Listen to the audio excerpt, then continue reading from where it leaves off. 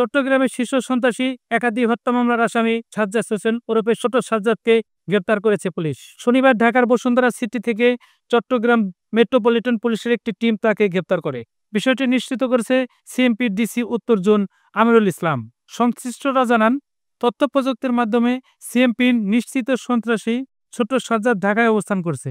এরপরে সিএমপির একটি টিম ঢাকায় তাকে অনুসরণ করতে থাকে। শনিবার বিকালে বসুন্ধরা সিটিতে শপিং করার সময় সিএমপি ও মেট্রোপলিটন পুলিশের একটি টিম যৌথভাবে অভিযান চালিয়ে তাকে গ্রেপ্তার করে।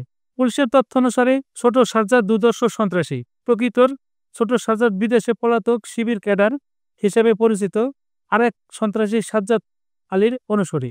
তার বাড়ি হাটহাজারী উপজেলায়।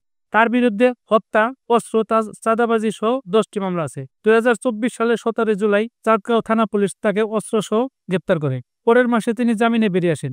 একই বছরের 5 আগস্ট রাজনৈতিক পট পরিবর্তন সাজ্জাদ বেপরোয়া হয়ে ওঠে। গত বছরের 29 আগস্ট নগরীর বায়েজিদ মোস্তামি থানায় অক্সিজেন ক্রয়ের সড়কে প্রকাশ্যে গুলি করে মাসুদ কায়সার 32 ও মোহাম্মদ আনিস 28 দুজনকে হত্যা করে।